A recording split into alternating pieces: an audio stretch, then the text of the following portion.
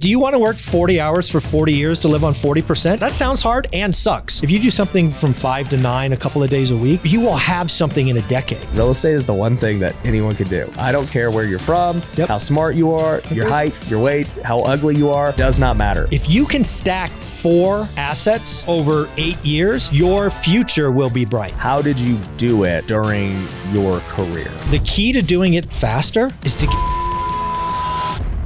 What's up, wealth builders? Today, I've got somebody who absolutely crushed it last time he was on, and he talked about how he got 180 units while he was working W-2, and he was able to replace his job and his income, 2 six-figure incomes, in fact, and became financially free with real estate. And for me, I never had anybody on who did it this way because all my guests are always usually starting out flipping and wholesaling, just like I did, and people who never had a successful job. And so real estate and wholesaling was that successful first kind of career for them. And so I believe that this resonated with a lot of people because most of you do have a job and you're trying to figure out how to become financially free in real estate. So I wanted to invite this man back on.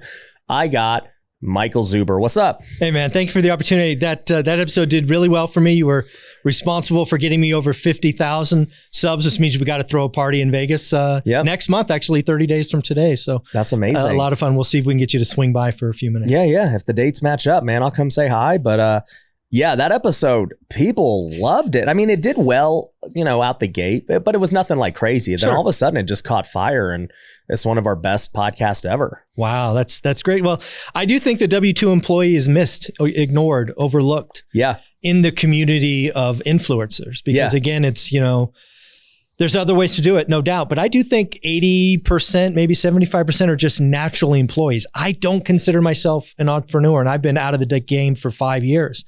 I'm just somebody who knows how to work. Yeah. And I was lucky enough to love my job, but there's a lot of people that don't love their job. But if they have a family, or they have a commit, they just can't burn the boats. There is absolutely a way to earn financial freedom in a decade. And you've uncovered both of them. I've done them both. One was real estate and the other is social media. Right. And if you can smash those together, full-time employees have a new way to go. So it's pretty cool. And I do believe that with full-time employees, it is a great opportunity in today's world. Like the way of, there's so much information. Mm-hmm. There's so many side hustles. You can start buying rentals. I mean, we have full-time employees in the program that they don't want to quit, right? But they do want to flip a couple of houses a year, wholesale a couple on the side, and just supplement their income. Yeah. I think there's a couple of things that I think are very important, right? I'm old enough to I'm over 50. So I can look back and reminisce a little bit, right? One of the things that I've noticed over life is when people retire at the normal age of 65, 67, 70, whatever that is, a lot of folks, A, aren't in a financial position they thought they would be in. So they have a lot of regret. B, they're not having a lot of fun. So one of the things that I've just started playing with in the last 48 hours is to try to get W-2 employees to create content about a hobby or a passion. Okay. Right? Because if you're 40 years old, you're 50 years old, you have probably been doing something for decades. Right. I don't care if it's Star Wars or making jam or whatever it is. But if you can do that, just create 1 video a week, maybe 2, and then do that for years, you will be the influencer whenever you decide to retire. And that's without even making any money on it, without monetizing it. Yeah. You can do that later, right? One of the things that I'm big known for is doing the work. Right. That's where I'm comfortable. Yep. Right? And I just need people to realize that, you know what? If you spend 9 to 5 doing whatever you're paid for, if you do something from 5 to 9 a couple of days a week, you will have something in a decade. Mm-hmm. And that's what I'm big on, right? You can get wealthy in a decade. You can create influence in a decade. Very few people are shooting stars that get it done in a year. So stop that. Just do your job, do something on the side, and there's, the opportunity is there. Yeah. No, I love that because truth be told, right? Let's just say I'm one of those shooting stars who can do things really quickly. Mm-hmm. But even for a guy like me, people don't know what I was doing all the years prior building those skills. And so, it may seem like, oh, well, dude, you started flipping and doing stuff really quick. Because I did. I became a millionaire in 3 years flipping houses from zero, right? But the 5 years before that, I was a realtor who didn't do jack crap. Right. I was hustling, finding deals on flipping couches. Like I was developing skills that allowed me to do that quicker. Well, let's not even forget, you didn't even hit the fact that you were an athlete at the most elite levels. Mm-hmm. There is a level of discipline and work involved in that. Right. And also, let's not forget, you were not high paid, right? A lot of people hear a professional athlete and like, oh, 7 figures, you got all these coaches. You were making, a couple of bucks. Yeah. You can do that at Starbucks, man, right? They make more. No, let's just be clear, right? Yeah. But again, even that, while you were chasing a dream for years, is part of your story and your history. People look at shooting stars and they don't realize they've got a couple of decades of stuff that they can pull on. Exactly. But all of us have that. That's what I want people to realize. You are special. There is something that you care about, and that if you just went out there over time, one day at a time, one video at a time, whatever it is, one rental at a time, you will be able to build influence and stack wins. Yeah. Yeah. Well, and I think you mentioned one rental at a time. That's your book. That's your YouTube channel, everything else, right? And so you started we talked about this on the first episode, but I want to reiterate it because it stuck out to me and it was so important. You started your YouTube channel when? February 2018. So 2018, were you still working or that's right? No, I just left. Yeah. Okay. So you retire. Correct. Because you built up this massive rental portfolio. You're like, we're good. Finances are good. I got nothing else to do. So I was depressed, dude. Yeah. That's the big story. Yeah. I was depressed. You're depressed. You just worked all these years in your career and you're like, all right, I'm good. I'm out. I do see this a lot, even with entrepreneurs who sell their business. Yes. Or they reach a big goal and now they're still like, I feel empty. I don't really know what to do. Yeah, exactly. I mean, I've been a commission-based salesperson since I was 15 years old. And you have to be naturally optimistic. You're always ready for the next big deal, right? It's just always out there for you. You're just always hustling. So I retire February 2nd of 18. In a moment's notice, a 30-second flash of light says, you're out of here. You hate this. You're gone. And I spend 2 days excited as can be. And then every day thereafter for about a month, I got increasingly depressed. I had no mission. I wasn't contributing. My ego was crumbling around me because I wasn't contributing. And if it wasn't for the, one rental at a time, and really one rental at a time started as a, look back to what you had accomplished. Because I don't look back, right? The goal's there. I'm going to go up that hill until I get to the goal. I don't look at the stuff behind me. Yep. So I had to look back, and that was the story of the book. And then that became a YouTube channel, and I didn't know you could be monetized. I did it. I created the channel and this brand because I had one mission, and that was to create something that outlived me by 50 years. Right? That's the game I'm playing today. Yeah. Owning the rentals wasn't like that big of a deal. Like they're not going to when you're dead, what are they? My daughter's got a bunch of stuff, Yeah. Yeah, whatever. Right? Yeah. So what's interesting is, you start this channel in 2018 and you started making how many videos per day? I average 5 videos a day 5 per day. We're not talking per month. We're not talking per week, per day. Correct. And you would just film them the day of and release them later that day. Yep. Exactly right. And so I just want people to know the amount of work that would go into filming 5 per day, take away just the actual filming of it, but recruiting guests and all the things that go into it, right? The edits, the posting, and you're a one-man show, right? Yeah, I am. And so it's like, dude, I hear that. I'm even floored. 12, almost 13,000 videos. 13,000 videos since then, right? Yeah. And the thing that stuck out to me the most was, the first however many years, how many subs did you have? Well, I think what's most interesting for folks is I did over 1,000 videos and wasn't monetized. Yeah. And so everyone knows to get monetized, you got to have 1,000 subs and 4,000 watch hours. Yep. 4,000 watch hours. And so you did 1,000 videos. Zip. And they were like, you're still nobody watches you, basically. Exactly. Why did you keep going? My mission was to create something that outlived me by 50 years. It had nothing to do with subscribers or money. Money was never, it's still not a consideration. Right. The reason I charge for stuff now is people don't value free. Right. I tried to give away one rental at a time. Nobody read it. Nobody wanted it. Dude, I put a pretty cover on it. I had a professional editor go through and now it's sold, 20 or 30,000 copies. Yeah. All right, fine. $15. Let's go. Yeah. It's crazy. Yep. So you'd make 1,000 videos. Nothing really happens. You stay with it. You stay with it. Okay. You got 5,000 subs now years later. Yeah. And then we were talking on the last episode, you had like 46,000. So, I mean, like at that point you had over 10,000 videos. Correct. 46,000 subscribers. Correct. For most people, they would look at that and be like, well, dude, I don't know, man. Maybe you should have not. Like, that's a lot of hours you put into making content. I don't even want to count how many hours that is, right? But, they might look at just the whole process of like, well, dude, that ain't worth it, right? And you're like, well, it is worth it because it was never about a final subscriber number. It was never about certain monetization or things happening. It was strictly for you and your mission. My mission was to create something that outlived me by 50 years. Yeah. One day at a time. Yep. One day at a time. One rental at a time. Wealth builders, if you're finally ready to get off the fence and start investing in real estate or scale your business, now is the time.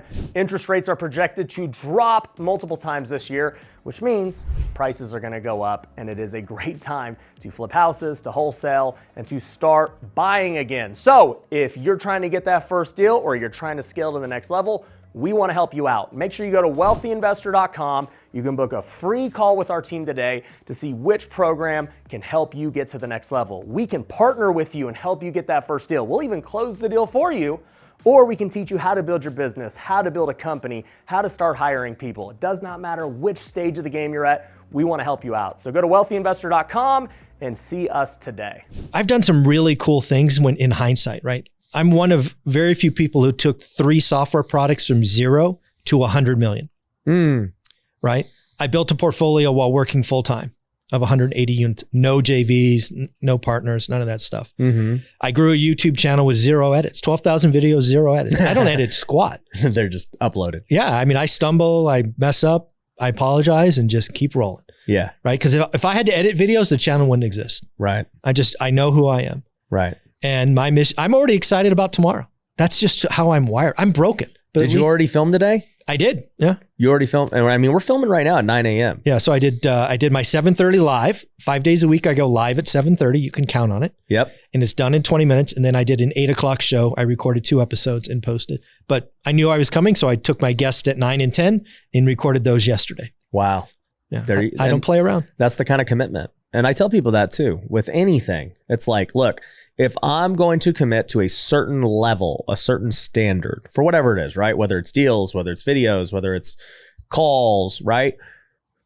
The life is always going to be different week to week.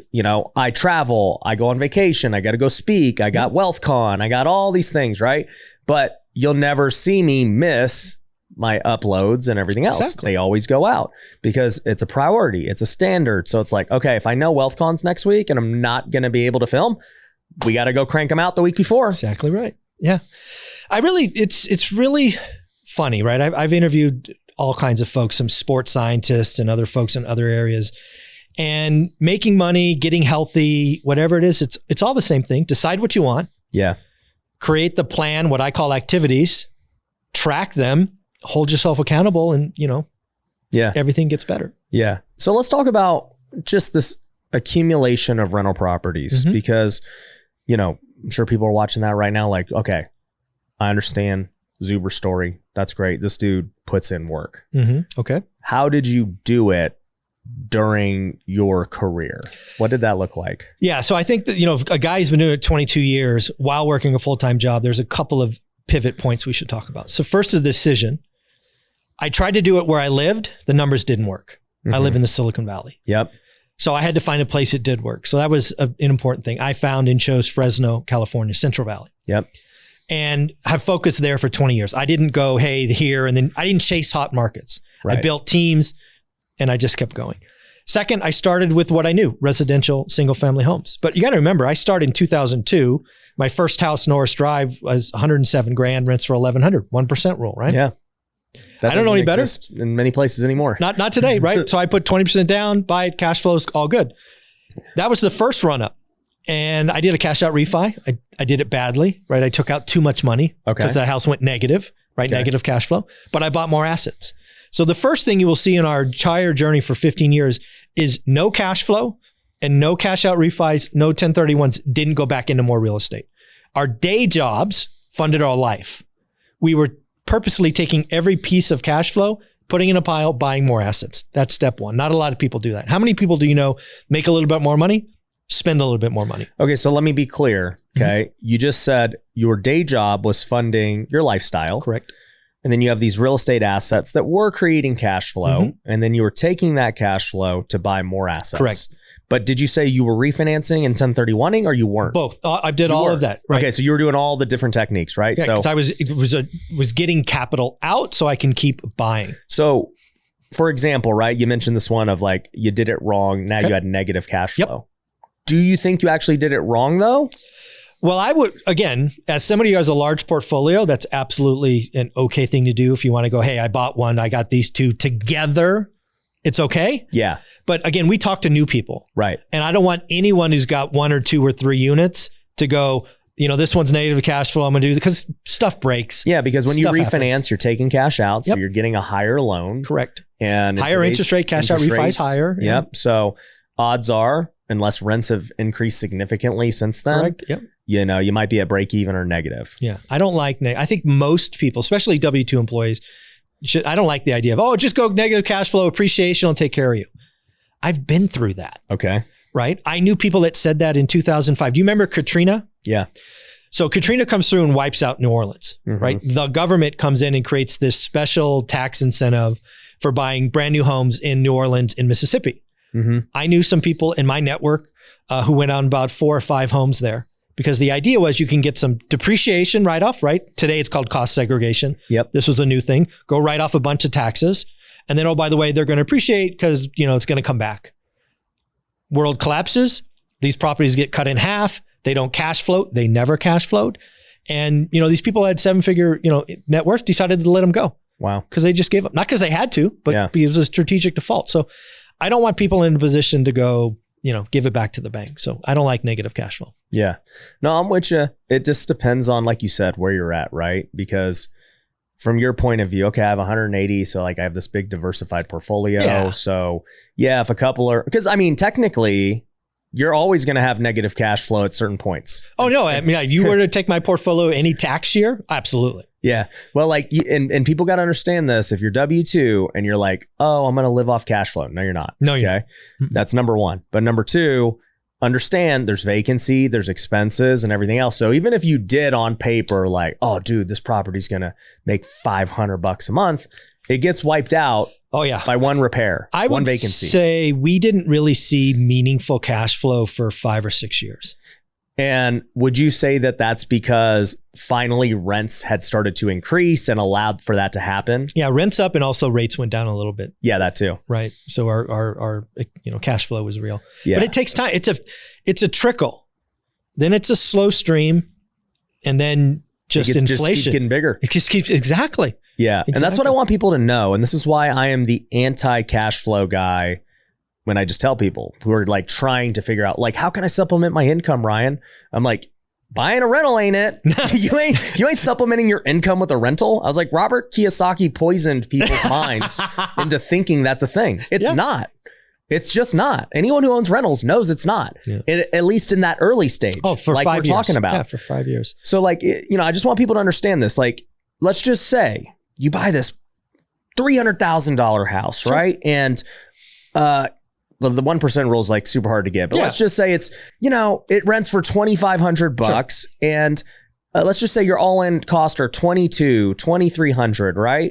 So you're not going to make money, even because the $200 is going to get eaten up by other stuff, right? One stupid thing. Yep. So you're not going to make any cash flow. So people are like, well, when do you actually make cash flow? Well, you're going to make it 5 years from now. Like you're saying when, okay, well, rents are now $3,500. Rents are whatever. And then also maybe we refinanced and we got the rate down and everything else. So now my payment is $2,000, $1,900, whatever. Rents are $3,500. And my rents are $30,000. Now you actually do make it. Yeah. So I want people to know that you will not become financially free buying rentals, like thinking like, oh yeah, dude, I got I'm going to buy 20 rentals at $300 a month cash flow. And, that's my it's a 10-year journey minimum. And I don't say any different. It's 10 years.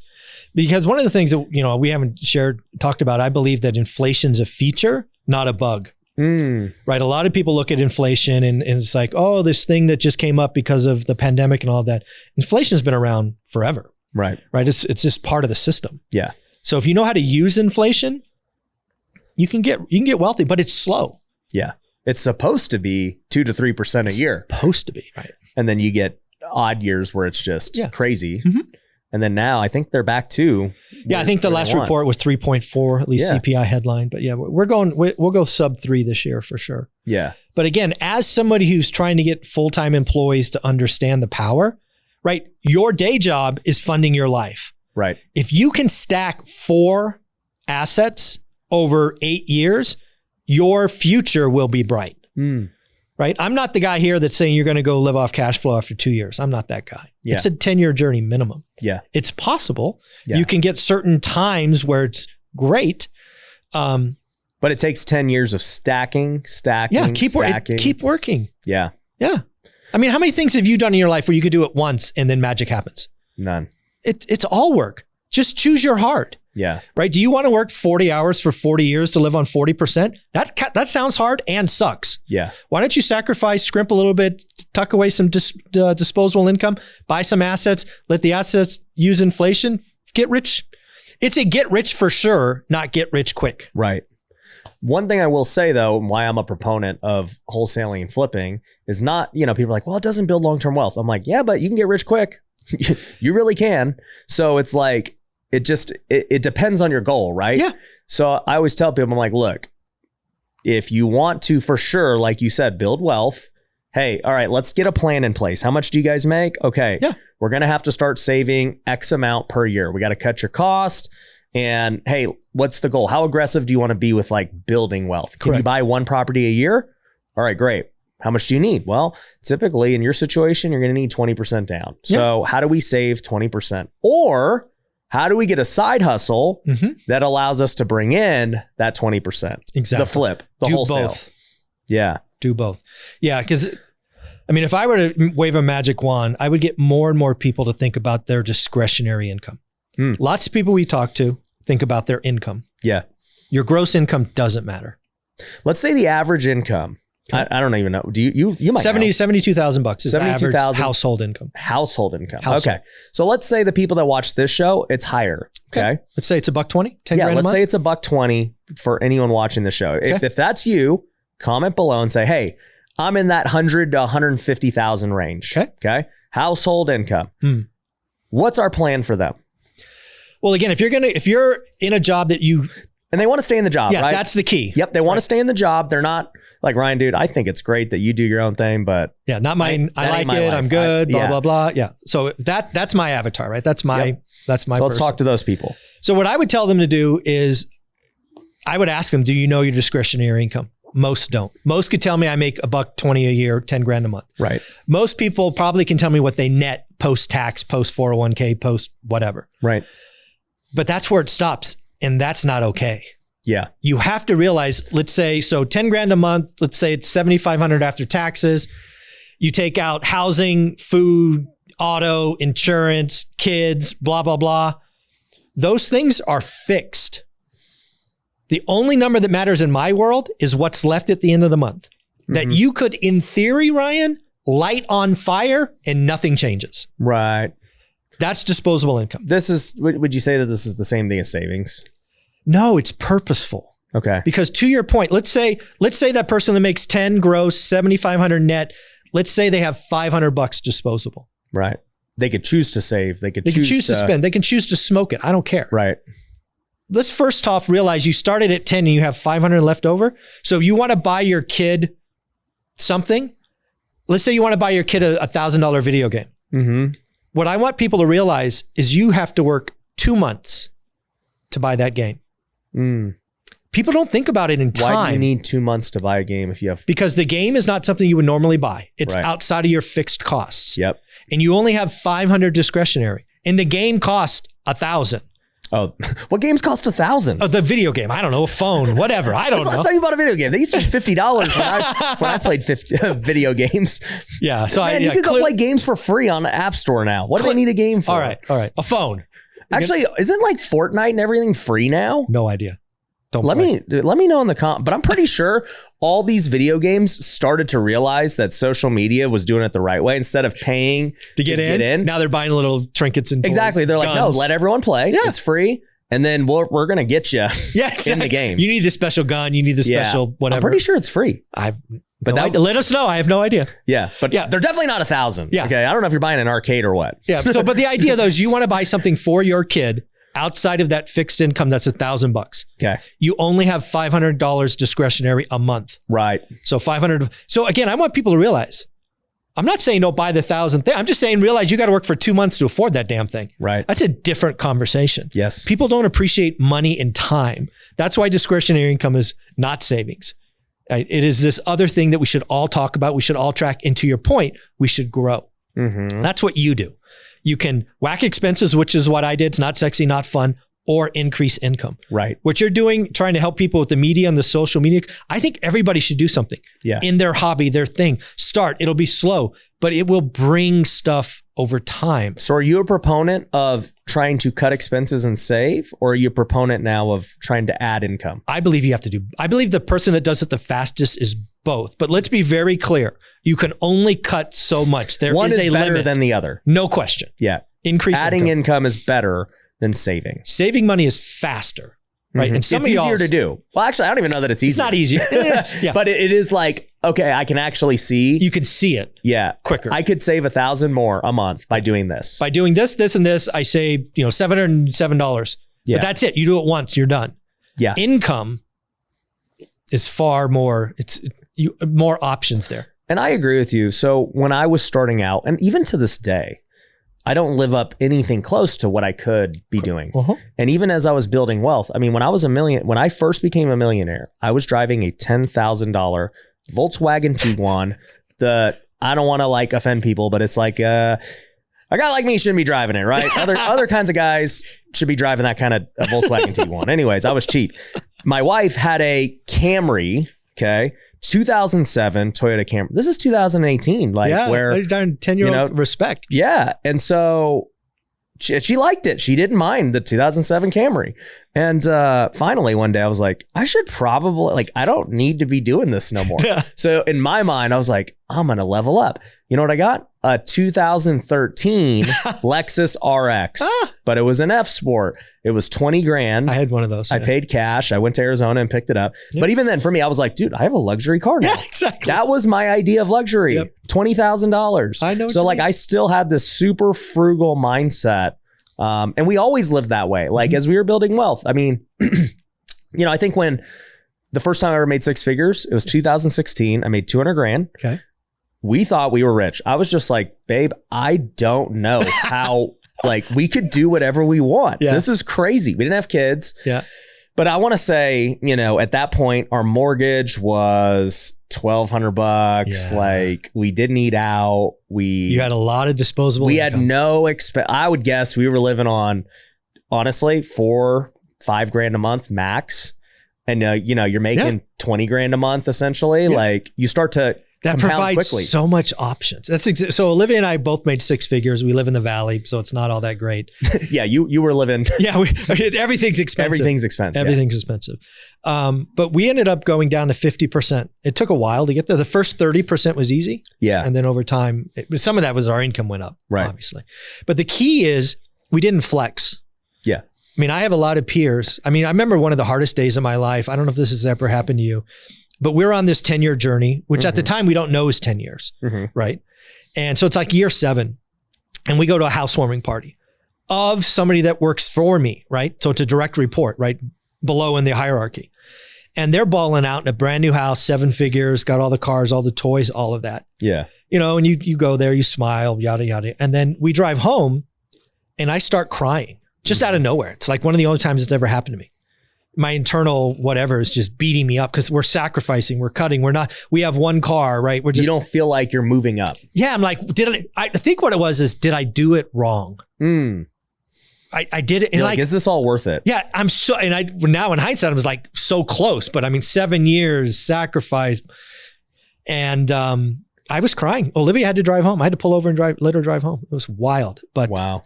And we were right there. What she did, and Olivia's far smarter than I is, she took me back and showed us our finances. I don't know about you. I never looked. My job was find deals, secure capital, find deals, secure capital. She ran the books. And she's like, Michael, I need to show you where we are because it's clearly changed and you don't know it. And I'm like, oh, that's how much we bank now? Yeah. Oh, I could see it now. Yeah. And, but yeah, it's a 10-year journey, man. I don't know what to tell you. It's 10 years. Yeah. You'll have moments. I had moments where I almost lost it. I almost gave up. Yeah. And you have moments where in that regard, the comparison game. Oh yeah. Right. You're like, dude, man, like what's he doing that's different than I'm doing? Yeah. And what he's doing is probably just spending all his money. Oh yeah. So the same individual still has to work. I don't have to work anymore. So I'm good. I won. Right. But yeah. And that's the thing too. I've noticed that for along the years where, look, when people say, oh man, don't compare yourself, dude, it's impossible. You're naturally going to compare yourself to other people and you're going to keep like moving up levels of new levels of comparison, right? Mm-hmm. When I'm in high school playing baseball, I'm not worried about comparing myself to freaking the guys in the big leagues. I'm not there. Yeah. I'm comparing myself to my peers. And so as your peer group levels up, you start to, compare yourself to them. Right. And so one thing I have noticed is obviously I keep moving up peer groups. And so for sure. Hopefully I'm doing something right in that regard. But I've never been jealous of like these guys. If I move up to a new peer, I'm like, bro, like I got a lot to learn and do. Like these guys are killing it. That's healthy. Yeah. That's healthy. But there's also a level of, but now I'm motivated and I'm actually going to go out and do it. Bingo. Yeah. You've got to find the motivation or the hunger. Yes. Right. You've got to want it. Yeah. You don't move up if you don't get motivated and inspired by people who are doing it better. Mm-hmm. And that's the difference though, because you either look at somebody and you're inspired and motivated and you want to learn how they did it and execute, or you're jealous, resentful, depressed. Yeah. Because you're like, oh, well, let's talk. They did it the wrong way. They did X, Y, Z. Yeah, they blah, cheated. Blah, blah. They silver spoon, whatever, right? So let's talk about something I think is really important. A lot of people today complain about social media, right? Social media is ruining this, ruining that, whatever. What they don't realize is I worked in that space. I sold AI software. So this is like my sweet spot, right? They're nothing more than a formula to give you what you tell it wants. It's not judgmental. Yeah, it's non-biased. It's non-biased. It's giving you what you told it you want. So why is this important? I believe a lot of people start following what I call doomers and crash bros and negative people. Yeah. If you are looking at your social media feed and you are scared, nervous, envious, jealous, that is no one's fault but yours. Yes. You need to start blocking people. Because I can tell you, right?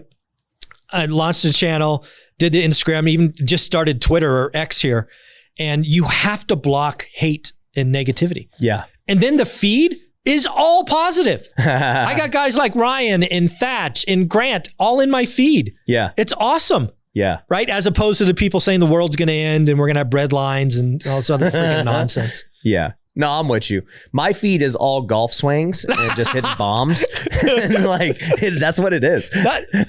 And you are not jealous or envious or scared I'm or like, nervous. bro, it makes me want to go play and get better. Like I get inspired. Hold my hand different or put my thumb. Yeah, I'll be like, well, I'm going to try that next. Yeah, that's exactly. Cool, power swing, drill. put the thumb in the back. Yeah, I get it. Yeah. So yeah, no, 100%. Your feed is a reflection of you. But own that. Yeah. How many people just whine and complain today? Yeah. It's on you. Are you unhappy? Well, let's try to fix that. Yeah, no, it's true. And yeah, it's a tough thing, man. Like it's not just your industry, right? But that's why marriages are struggling. You're looking at all these girls on Instagram and all this stuff and you're like, man, my relationship sucks. This looks great. And why doesn't she do it like that? And you're just like, dude, you're just polluting your mind to something that's not even real. Not even real. No, I think you really have to make a decision on what you want and work. There's no secret, right? Whether you're selling software, building a company, starting a channel, whatever it is, decide, set activities, and work. But the one point you brought up, and I want everybody to start thinking like this, is like, you're like, look, it's a 10-year time horizon and you must stay committed for 10 years. Because if you give up in year 4, it was all worthless. Dude, year 7, I almost gave up. How disappointing would that have been? You might have had a little bit, but it's not. I'd be working. Yep. You'd still be. I'd be working. Doing whatever, right? And so now being in real estate for over 10 years, I can now see people that started when I started, people that were, 5 years in, like way ahead, and then people who dropped off and people who felt like, you just see it. And same thing is true in social media and just all these things. And I was actually asking, Russell Brunson this for those who don't know, he's the founder of ClickFunnels, and we were in Utah and having a conversation. I go, Russell, I saw you speak back in 2018. And I've seen like all these educators and gurus come and go. I go, why is that? Why are there really none that have led like super long-term success? Okay. And I go, I can only count a few that have truly had longevity. Right. You look at a guy like Grant, he's been around a long time. Yeah. Right. Regardless of what you say about him, he's been around a long time. So he has to be doing something correct. Consistent, showing up. Yep. Stacking cash, adapting, pivoting. He's always bigger market. Yep. Yeah. Tony Robbins. We were just talking about him. I got an interview with him soon. So like, he's been around for like 30, 40 years. 40 years. Yeah. Like, how do you do that? That takes Dave Ramsey, as much as I may disagree, dude, he's been doing it like 30 and he's years. Helped millions of people. Respect. Yeah. Respect for him. Yeah. So I asked Russell, I go, why is it that there's only so few that can do this long term? And he goes, well, I think there's 2 reasons. One is, some of these guys experience so much success so fast, and like technology gives a way to have success way quicker than it used to be, where, we got to like grind it out and like, you're prepared for that moment because of grinding it out. But there are cases where you can get rich really quick. Let's say it's crypto. Let's say it's AI. Let's say it's a trend. You go viral out of nowhere, right? Like all of a sudden you have this massive, it's like winning the lotto. Yeah, you just, exactly. You didn't know, you didn't earn it really. And what happens to lotto winners? They lose it because they don't have the skills, right? So I go, he's like, basically you have guys like that just do it and then they squander it. They do something stupid and then they're done, right? And he's like, you do have guys who do it, have a lot of success, and then they chill. He's like, they're good and they don't want to keep doing it. And they want to, essentially retire and be done. And they have no desire to be in the limelight because, for them, the purpose necessarily wasn't having something that lives 50 years beyond them, something bigger than them. It was strictly a money thing. Yeah. They got their goal. They're out. And so, I look at guys, like I said, who've been in, let's say, this guru education game for a long time, Dave Ramsey, Tony, Grant, and you're like, all right, well, clearly it's not about money, right? As much as you think it's about money for these guys, it's not. No. It's like, dude, at some point you make enough. And so the purpose has to go beyond that. Correct. Yeah. And anything you want, whether it's those 3 gentlemen, they're clearly not doing it for the money. The money, it's a scoreboard for some of them, right? Yeah. You want to feel like they're still playing the game. But it's something bigger. It's something that gets you up out of bed. Because I guarantee you, all 3 of those guys, there are lots of days they don't want to get up, but they do it because it's the process. Well, and one thing about those 3 too is, and I don't know Tony's story. Hopefully I'll get into it with him. But I do know Grant and Dave's story of losing it all. And I think both of them had to rebuild in their 30s. And I think about that because I'm 34. So it's like, okay, they would have probably just been getting started. Right around me now. Sure. And I'm just like, all right, well, what an advantage I have to learn from them, number one, but to also have the foundation that I have, right? And I want people to know that, because we're talking about these 40-year-olds, these 50-year-olds who are like, oh, well, dude, I'm too old. I can't get started. I can't do social media. I can't build a rental portfolio. I don't have enough time. What do we say? It's 20 minutes a day. You have 20 minutes. Yeah. We are launching our newest program over at Wealthy Business that is going to help change the game for businesses and help them scale with purpose. So what exactly does that mean? Well, we want to help you grow your business, but keep the main things in your life. The family, the faith, the health, and everything that's important, we don't want to sacrifice that while we help you scale your business. And so we're going to give you the same tools that I use to continue to grow my businesses to new levels, but still having the time and financial freedom to do the things that are important to me. We're gonna teach you how we do marketing at a high level and generate leads for such low amounts. We're gonna teach you how we convert those leads into sales. We're gonna give you all the softwares we have. We're gonna show you how to build company culture and operations. We're gonna teach you how to make your offers even better. And we're gonna show you how to manage your finances so you know where your money's going and how you can get more to the bottom line. So if that sounds like something you want, go to wealthybusiness.com, book a call with our team today, and we will help you scale with purpose. A concept now that you're making me think about is not discretionary income, but discretionary time. I like it. Mm-hmm. I like it. Same deal, right? What are you going to cut out? Netflix. How many discretionary hours do you spend on Netflix, social media? There's something there. There's something that we need to play with that a little bit. So the statistic I have heard is that on average, Americans have 4 hours of discretionary time a day. Now we're on our phone. People are on their phones for 7, 8, whatever hours, right? But it's not necessarily discretionary a lot of times. Sure. They are just, they're working and texting or looking something up, like whatever, right? But in terms of just like pure consumption of just that. So I'm doing the math in my head. That's like 20% of your waking hours is discretionary.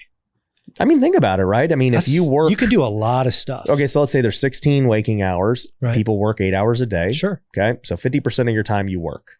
Fair. Okay, so then you have another 8 hours, and it's like, okay, well, the other, we're saying 4 hours is discretionary. So then 4 hours of being with eating, your family, blah, blah, blah. eating, that's working out, 50% of. I love. Yeah. How do you want to use that? And again, the whole idea I want people to realize is you're going to be alive in 10 years. Mm-hmm. Act like it. Right? Whether you're losing weight or building a business or any of these things, what the decisions you make today will compound. And if you do nothing, you're going to get nothing different. Right. Right? You don't get out of shape in a day. It's consistently bad choices. Mm-hmm. So let's flip that. Let's hold ourselves accountable. Let's declare, let's get in communities like you have so that you have there's another thing I say that I truly believe. If you're unhappy where you are, your friends suck. Ooh. Your friends suck because they're holding you back. You're comfortable there. They're not pushing you. They're doing what you're doing so it's comfortable. But if you want a different life, fire your friends. Yeah. I was telling that literally last week at WealthCon. And by the way, I forgot, you're speaking at our next WealthCon, April 18th to the 20th here in Vegas. So guys, if you want to see Zoobs, if you're part of the one rental at a time community, come support. I will push that. You can go to wealthcon.org and get your tickets. But no, back to, I was telling these guys at WealthCon last week, I was like, hey, look, some of you guys are going to have to stop talking to your friends. Exactly. Some of you guys may even have to cut out your family for a time. Yes. Like they're not helping you. They're anchors. Yeah. Like if you truly want to be in it, I was given a presentation about legacy and I was like, look, and I literally went through my own family lineage and everything. And I go, this is what my great grandfather did. This is what it led to. This is what, my other side did. This is what it led to.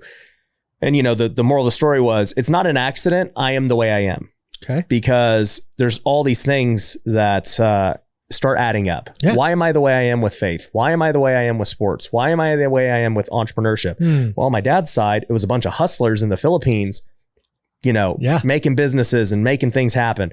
On my mom's side, it was literally a line of athletes. My great grandfather is an Olympian. He's in the Water Polo Hall of Fame. Oh, wow. My grandfather's in the NFL. My mom was a college tennis player. I was a baseball. None of us played the same sport, which is weird. You would think we would try to learn, but no, we all play different things. And my kids will probably play golf when I really think about it. That's a good one. Yeah. But, at the end of the day, it's like, wow, did I actually like baseball? Did I actually like or was I predisposed to it because of decisions made generations before me? And I would say, and I'm not going to spoil the presentation. I'm actually going to link to it because I'm going to watch this one. Yeah, I'm going to post it. But everyone said it was my best presentation ever. And I've given a lot of presentations. Yeah, so I'm not going to spoil what I think about the whole matter. And well, you know what my favorite presentation you gave was? Oh, the other one I showed at WealthCon? Yeah, the one struggles? Where you talked about your struggles. Because again, we talked earlier about social media. So many people make it a highlight reel. Yeah. You were vulnerable. You were honest. Yeah. You were impactful. You owned it. Mm-hmm. And you made some changes. I thought that was a wonderful presentation. Thank you. I've watched that a couple of times. I appreciate that. And I'll link to that down below too for everyone. But yeah, I mean, it just got me thinking. And my message during that was to everyone was like, it starts today. Exactly. Like Day one or one day. Yeah, I go, you can decide whether you want to be the chain breaker in your lineage. Mhm. And I go, some of you guys, look, I'm not here to tell you like my family's perfect by any means. They had their own problems and everything else. But I said, this is an example of, hey, when you do things right, most of the time, the result ends up being pretty good. Like you're starting to see like these consistent results in lineage. And it makes sense why back in the day, you would have these royal families all wanting to, create lineage together. Yep. And I used the Bible. I was like, why is the Bible so much about genealogy? It's throughout the Bible talking about this person was the father of this person. Right. And, it was a really big deal. And so if it's a really big deal to God, it tells me that it's a really big deal it's a for signal. me. Yeah. And so anytime somebody's like, lineage doesn't matter, people are going to forget about you, I'm like, they're idiots. They just don't get it. They're selfish. No. And so at the end of the day, I was just telling them, I go, you can be the chain breaker in your family right now, but it's going to start right now. Yeah. If you've had addiction in your family, if you didn't have a dad, you have had divorce and alcohol, and you just see that it's this generation after generation thing. Somebody's going to break it. Somebody has to break it. And I'm like, and I asked everyone, I go, how many of you know right now you will have to take care of your parents because they, have whatever issues they have. Yeah. And like half the room raised their hand. So sad. Yes. And I go, okay, what are you going to do about it? Because you can't even take care of yourself yet. Exactly. So who's going to take care of them? Are you going to figure out how to break the chain and take care of them and set it right for your family and your kids? Or are your kids going to have to take care of you? Ouch. No, that's exactly right. We have to realize everyone, whether they were at WealthCon or watches you on YouTube, they can make an individual choice to change. Yeah. Nothing is fast. I want everybody to know it's a 10-year journey, whether it's real estate or building a social media or influence, whatever it is. Yeah. You're signing up for 10 years. And I do believe most people have to fire their friends because that's where it starts. If you stay around your friends, you'll go up and they'll pull you back. Actually, and I forgot, I did say that at WealthCon too. I go, how many of you, this has been like the best environment you've ever been in, right? Get in those rooms. Yeah. And everyone's like, dude, this is great. I feel fired up. And I go, here's what's going to happen though. Next week, you're going to go home and you're back in your old circumstance. Exactly. Now what? Yeah.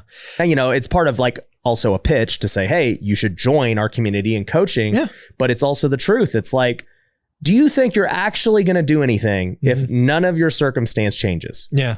What would make you believe that for years of you not doing anything and making progress, that all of a sudden, just because you went to one event, got hyped, and then you went back into your old circumstance, that you would change? No, it's a sugar high at best. You're not going to change. No, you got to fire your friends. You got to get a new network. My network has evolved a dozen times over 20 years. Yeah. Right. It's not that I cut everybody out, but I've got new friends, new influencers that are around me because I want to grow too. I'm not done. Right. Yep. I want to go another 50 years. Right. So you just got to remember, especially at the beginning, if you're not happy, own it. Yeah. But make tough decisions. Fire friends, block hate, do the work. Right. It's cleanse your social media. Please. Quit watching people that don't serve you. No, exactly. How many? Oh man, you're wasting 2 hours with people that don't serve you. It's not good. Yeah. Not good. So going back to this discretionary income topic. Yeah. Okay? Sorry. So, we took a right turn. No. That's how every Wealthy Way podcast goes. So I go in with no agenda. I see whatever happens. No, but to go back to the income topic, because I think there's a lot of people who are like, all right, dude, Ryan, go back. They're like, I'm a change. I'm in. Okay, good. Like, what do I do? Just tell me tactically. Yeah. What do I do? So we basically decided that, okay, you can cut expenses and you can make more money. Okay. Yes, correct. you're probably not going to make more money in your job unless you have like a sales-based job where you do have the opportunity. Well, let's talk about that. Okay. Because I believe everyone has a chance to make more money in their job. It's not a commission job where you can get accelerator money and just blow it up. But did you know you could go to somebody that's a competitor of wherever you're at, and they generally will pay you 10, 12, 15% more if you've been this in the huge job. in the tech space. Well, yeah, in the tech space, yeah. Yeah. Generally, even in food service, right? If you have a proven track record at McDonald's for a couple of years, you can go to somewhere else and make $1 more an hour or something. Right. The other thing to remember is use your employer to build skills that you can use later. Yeah. A lot of people can get their employer to pay for different things. Like my most valuable class, and I have a lot of education, was taken in a junior college, public speaking. Okay. It might not be obvious today, but I was an introvert. Like I would sit in a room full of people and not say a word to anybody, leave and be okay. Yeah.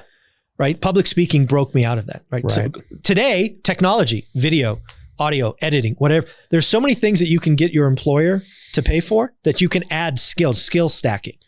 So yeah, I think there's even things in a W-2 that you can do to increase income. Yeah. No, let me take that back. So yeah, and I do pay for a lot of my employees to do things. Exactly. I have no idea what they're going to, but I'm just like, oh, you guys want to go to that thing? All right, whatever. What is it? Okay. Is it going to make you better and more productive? Bingo. Cool. I'm down with it. Yeah. So 100% on that. So actually, let's take a step back. Okay. So the saving part is easy, like we said. Just cut out frivolous expenses. You don't have to probably live in the neighborhood you live in. You don't have to, your standard of the way you think you have to live is not true. So everyone, you need to just figure out how to cut some expenses. And I think that even though I'm not a guy who has a saver's mentality, I'm like, let's make more money. Sure. I do know that when you're first starting out, every dollar counts. Correct. Right? So don't waste any of it. Correct. And number two, it teaches you discipline. Okay. And discipline is so important for the rest of your life. Exactly. It's the thing that you could start doing. It becomes a habit. You can look at it. Earlier example, we talked about 500 being the number, then it's 650, then it's 707 or whatever it is. And you can feel good about it. This is what Dave Ramsey's, debt snowballs about, is you take the lowest balance, you pay it off first, you feel better, you get encouraged, you just keep going. So it's the habit. So cutting is fastest and builds that discipline while you're looking to increase income. Income is the bigger jump. So I am a believer in having discipline. Bingo. That saving and budgeting and things do. So for anyone listening, okay, I am about making more money and just being a boss and do what you want. But I myself was a recipient of being frugal and disciplined. And that led me to developing the habits I have today, where now, because I was like that when I had no money, and even as I was building wealth, I'm still like that today. You might be like, well, Ryan, you're not like that, dude. Look at your cars and all this. I'm like, no, trust me. On the scale, you're just like that. Yeah, nothing has changed. It's just I make way more money now. And so, the lifestyle's increased, but let's just say the margin is still the same. Yeah. Right. So anyways, okay, savings is out of the way. Now we got to say, how do you make more money? And you have two options. You can make more money in your current job. Correct. Somehow. You said, hey, you can get a new skill. Hey, I said, if you're in sales, you can easily make more money. It's unlimited. Just get freaking better. Exactly. Become a better salesperson. Devote those 4 hours to just learning sales, right? Or, maybe you get a promotion. You said maybe you go out and switch jobs and switch careers, right? Yep. Or, we have this option of just starting a side hustle, right? Exactly. So there's lots of ways to increase income. And I want to talk about all the variations for people, because the whole point of this is, okay, if we cut expenses and we make more money, that allows us to save the 20% that we need to go buy a new property every year, right? Because if that's the goal, 10 years from now, I want 10 properties, you will be fine. You'll be doing good. Yeah, you'll be good. And you'll have figured out new skills and discipline and things along the way. Correct. Okay. So we know what we're running towards. We know this goal we have of getting a 20% every year. Okay. And now we just have to decide how we're going to save up / make the income for it. Okay. What's your first thing that you would be pushing for? Yeah. So for me, it'd be very easy. I would figure out what I could do from my 9 to 5, because I'm already employed there, to make more money. Again, learning a new side hustle is harder. Yeah. So that would be the first step. And I would have an answer for that in a month. Okay. Because the options are pretty limited. Do I go to a competitor? Do I skill up? Do I ask for a bonus? If I'm in commission, learn the freaking product. How many salespeople don't even know what the freaking product means, right? If a salesperson asks me for like a higher commission structure, I'm just like, dude, no.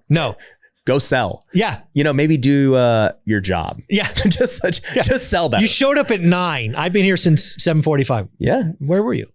Yeah. Right. So the best sales guys are always training and they're learning. Exactly. We even have sales guys who buy their own education, because they're that devoted to the craft. Yeah. Yeah. So if you're in a job where you can get commission, become very good at it. I've known salespeople on my teams that make 7 figures a year. Yeah. I've seen it in the tech space. Yeah, it happens. Right. So, but the other thing is I would build a side hustle on the side, but again, I wouldn't be building a YouTube channel, or I would certainly make it a YouTube channel. Let's be very clear. It lives forever. You can hone your craft. You can get better at it, but it has so much pull, right? As you do it longer, right? So you can do books and courses and referral fees and all of these other things. It just takes a long time, but it's okay, right? You got a day job. Yeah. You're working already. We got a 10-year plan. Yeah. Right. I didn't make $1 in my brand for over a year. Yeah. I've now made 7 figures and I don't even know what the hell I'm doing.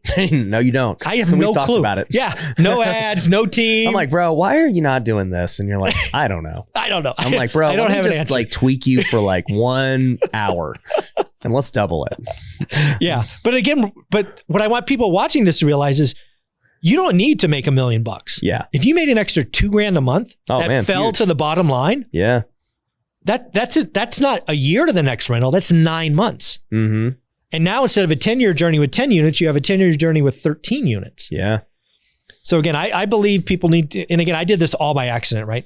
Busted my ass for forever, built a real estate portfolio, quit in a moment's notice, built a side hustle, don't even know what I'm doing, made a lot of money. But if you could do it at the same time, life gets really good in a decade. Mm-hmm. Yeah, 100%. It took you 20 plus years to do it. And we're both saying, as guys who have done it, it can be done in 10. 10. Easily. Absolutely. Yeah. And here's the other thing, and why I'm glad to be speaking at WealthCon, is the key to doing it faster is to get around other people that have done it. Mm-hmm. That's the magic. What did I do?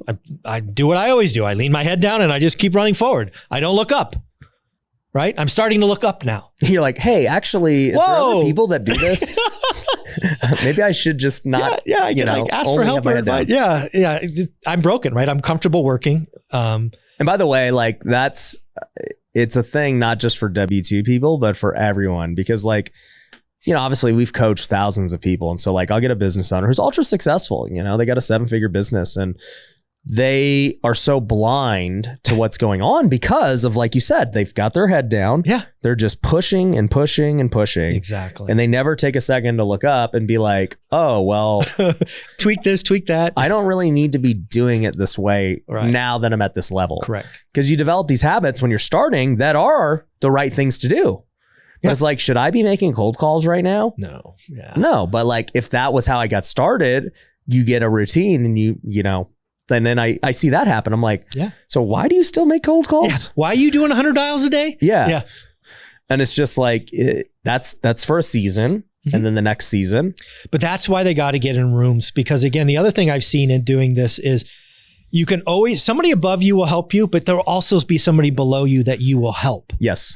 And that is such a just part of the journey that's just so fun to watch. In the biblical term, we talk about this in discipleship. And so for anyone who knows the Bible, essentially, you have this guy, Paul, who wrote more books in the New Testament than anyone. And so Paul, started a bunch of churches, was amazing. And Paul had 3 different people in his life. Okay. At the end of the day, there's 3 different types of people that you need. So you need a Paul, somebody who is a mentor, right? Somebody who's ahead of you. Then you need a Silas / Barnabas. Okay. So Barnabas was, actually, I think their names might have changed. So anyways, I'm screwing it up. But anyways, they were peers. Okay. Yeah. Paul and him were peers. Like it. All right. And so it's they were traveling together. They were doing ministry together. Sharing the they were sharpening each other. Exactly. Okay. Yeah. And then you needed Timothy, This is somebody who you are mentoring. Got it. And so, Paul was mentoring Timothy and everything else. And so, in your life, you need all three: peers, mentors, and people you are mentoring. I think that is exactly right. And again, going back to an earlier part of the conversation, most of you got to fire your friends. You're not in the right rooms. You're not in the right rooms, and your life is not going to change. You want a different life, get in new rooms. Right. It's just that simple. Yeah. No. So I do like what you're saying of, hey, you're people below you, you're going to end up helping It's too. amazing. Yeah. So let's just talk about, we're talking about side hustles and everything else. One thing I did in my organization, okay, is I just started to tell all of our employees, and I literally had this group-wide call yesterday. I said, hey, this next 90 days, everyone is becoming a salesperson. Okay. All right. I don't care what your position is. You are going to have the ability to sell and make commissions and do deals and everything else, right? Because, at the end of the day, we're all talking to people every day, whether they're clients and students, whether they're just your friends, your family, whether they're at WealthCon, whatever, right? So it's like, why are salespeople the only people that get to sell? Yeah. Right? Why can't my admin go out and make some commissions, right? I agree. And now, how was that received? Oh, they were happy. Okay. Yeah, because everyone wants to make more money, right? They're like, hey, what other opportunities are there, right? Because, if you're an admin, that's kind of it. Like an admin makes what an admin makes. You're not going to make more. X amount of hours. And it just is what it is. Okay. So your only other option is you get promoted into, a new role because you developed a new skill, or you get a side hustle, or you do something within the company that allows you to make more, right? I like it. So, I just basically said, for anyone who wants to get better at selling, we have trainings at 8 a.m. every day. Everybody's at 9, everyone has to be here at 9, but from 8 a.m. to 9, our salespeople are required to be there from 8:30 to 9 to, get their normal training in. New onboarded salespeople have to be there from 8 to 9 until we feel that they are ready and they understand. But I go, anyone can now come to these 8 a.m. sales trainings. So it could be obviously a house or a flip or a lead, but it also could be your courses, events. Anything. Correct. Yeah. So what I would tell you to do, because that's genius, first off. And by the way, I didn't come up with it. Somebody told me about it, that Grant Cardone does it. And I was like, that makes perfect sense. Rinse and repeat. I go, that makes perfect sense. Like everyone is sales is everything in your life. You're negotiating with your wife. You're negotiating with your kids. You're negotiating with your landlord. Yeah. Like it's all sales. Everything is sales. Yeah. Yeah. So I'm just like, all you guys know the products and everything. What if you're talking to somebody that clearly needs the product or wants to sell their home or wants to invest? Do you know how to actually, close them and get them? Yeah. Yeah, it's going to be fun to watch because again, all of those folks that are typically non-commissioned, they have different circles of influence and friends, right? Secretaries, whatever it is, admins, whatever. Yeah. But if you give them the tools just to make a Facebook post about an event or about a course or 100%. about anything, they can all talk. They can all talk about WealthCon and make a commission. Exactly. Why not? Like you're like, hey, I'm excited to see so-and-so. Yeah. Did you see so-and-so last time? Well, the thing that happens too is because we are so big on social media, they all like to post and do things. So like they're posting at WealthCon with no intention other than just posting. And people do DM them. Hey, I would love to go to the next one. I would love to whatever, right? Let's close. Here's a link. This is a lead. Convert. Make some money. I've never heard anybody doing that's a genius move. Yeah. I think it's going to be fun to watch. That's our next stage. And I told everyone, our next 90-day sprint is developing salespeople. Not obviously like the actual salespeople are the main priority of like really going all in. So for this next 90 days, all I'm doing. Now let's ask you this question. Training. If you can't answer it, that's okay. But something I might have said is, I'm hoping to pay out X amount in excess commission, just so that they can all realize, because sometimes non-commissioned people don't really understand the pool. Yeah. I think, 90-day sprint's going to be, I'm going to fork out an extra X thousands of dollars. I think that would have been fun to say. Well, what I did say at the start of the year, actually, so like I said, I keep my head up and I just look around at what successful people have done. I need to keep my head up. I can't stop working so hard. So one thing I did is I wrote my I wrote for the first time ever an annual letter. Ooh, And so I got that from Warren Buffett. oh, Right. I love that. And so Shareholder letters. Yeah. I wrote this literally on December 31st last year, a Interesting. reflection of 2023 and to, cast vision over what the goal, the mission and everything is for 2024. I've been debating whether or not I want to release it publicly like Warren Buffett. It'll probably get out publicly anyway, just because. Send it to me. I'll let you know if we should. Yeah, Send. I'll send it to you. It's funny you did that because I did something very different this year. Is I actually, because that video that I mentioned earlier that was really resonated with me, I looked back at my 2023 and I considered a failed year. I didn't grow. I was busy and I was comfortable. Things happen. I didn't grow. Like I did some cool shit, whatever, but I didn't grow. I wasn't uncomfortable. I do believe growth comes from uncomfort. So 2023 was a miserable year.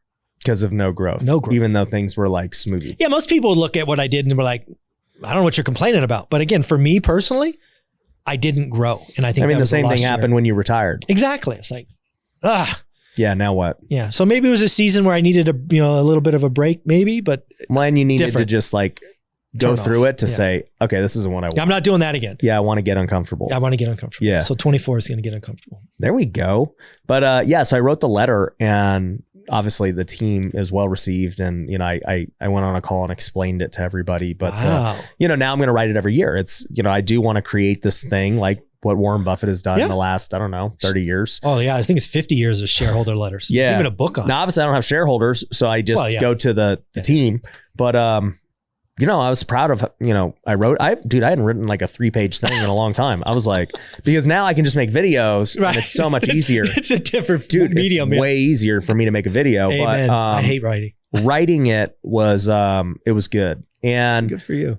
With that, I basically said to the sales team, I said, hey, my goal, if we hit all of our goals, like to the top level, I want to pay out $10 million of commissions. There you go. And I said, so go get your piece. That's what's up for grabs. I'll pay one person 10% of that. I don't care. Just one person can get all 10 million. Yeah. What the heck? Let's go. Yeah. If we hit our goal, the way everything's structured, that's what would get paid out. There you go. And I said, that's the meat on the bone. Yeah. And that's my goal. And, even if we do half of that, we pay out 5 million.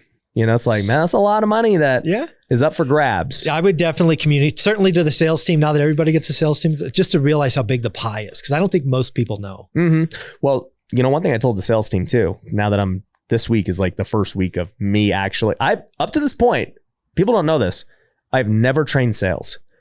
So we've gotten to where we're at with me never doing really much with the sales team. Right. I've always relied on other people. I've always, we've hired out consultants and other trainers and things. Yeah. And the truth is, and this, and we're kind of alluding to it, but in order to be great at something, you have to have complete focus. And so I just knew for me to be great, when it was first flipping houses, I had to just, get good at flipping. Yep. Right. Then when I wanted to do social media, I had to just solely focus on social media. Well, everything else was growing with that, but it was like, it's like, well, I could either focus on getting better here at social media, or I'm going to go train the sales team. And I think you made the right choice, but yeah. And so now it's like, all right, well, social media, I'm not super focused on anymore. Is like, okay, well, like what's the next crazy thing? Like, no, it's good. It's like, it's at a point now where I can take a step back. Mm-hmm. We do what we do. It gets results. Now I'm going to go focus over here because this is the new lever. Yes. That's going to really take you up. Yeah. No, I agree. So it's been fun doing that. And that's why new innovations are coming to me where I'm like, well, why do these guys got to be the only guys that sell? You're right. Right. And I actually told them that, hey, here's the deal. Every week we're going to have new salespeople coming in. Like the recruiting pipeline is going to be that big. Okay. I'm going to build a massive sales organization. By the way, if you want to work for us, Pineda.co, go to the website. There you go. But I said, and it's not because I'm trying to get rid of people here. Right. The beauty is this is not like sports where, hey, there's only 9 starters. Yeah. Okay. Yeah. So if like somebody else that comes in is better than you, they're taking your spot. Yeah. Right. There's not just one shortstop. Right. All right. Mm-hmm. So I go, the beauty is because we're so good at marketing, if we have 100 salespeople, amazing. I can still, I'll feed you. I can generate enough leads for 100. I just need 100 good people. If I have 100 good people, oh my gosh, how much? Yeah. What are we going to do? It's going to be nuts. But it's because I built the marketing engine first. Correct. That I can do that. That's what a lot of people don't realize. And I've heard Grant talk about this a lot. It all starts with marketing. It does. 100%. 100%. Because people will be like, oh man, I can't really hire sales guys because I don't have enough leads. Well, that's just because you don't have marketing. Exactly. Right? But the moment you figure this piece out, that's why it now clicked. After all these years, like I intuitively understood marketing was important, and understood product was important. But now I understand to a much higher degree of why guys like Grant really like build these big sales organizations, because building sales takes way longer because it's humans. Humans take training, vetting, motivating, all this stuff. So it's like, think about the process from that first interview to, you know, when you finally decide whether or not they're actually good. Oh yeah. You know, like I've hired sales reps for 20 years. So, I mean, it might be months. Most sales reps I don't even count on for 9 months. No. Yeah. And sales has the most turnover out of any position. And so you start looking at that and you're costly like, too. Oh yeah. And you start looking at that and you're like, wow, I really need to hire like 3 guys for one that's going to be a keeper. Exactly. You know? And so I'm like, I get now why they're built the way they're built, because man, we can generate as much leads as humanly possible for however many of these people we have. Yeah. No, it's all a conversion game, right? You know, I've been selling software and products for, 30 plus years. You built the, the top of the funnel, and then it's all just steps and process and conversion rates. And yeah, like Google could have unlimited salespeople. Oh, of course. It's just a matter of they don't. Like they just can't train them and find them and recruit them fast. Keep them enough because people poach them and they take them here. Exactly. Man, the tech game's ruthless with poaching. No doubt. Yeah. But okay, so with these rentals, I don't even know. We keep going on different tangents. It's great. So with people who are W-2, okay, we're like, hey, okay, if you're in sales, great, easy. You just get better at sales. Correct. Quit trying to make a side hustle. Quit trying to do like, dude, you have unlimited You accelerator potential. money, go get that. Yep.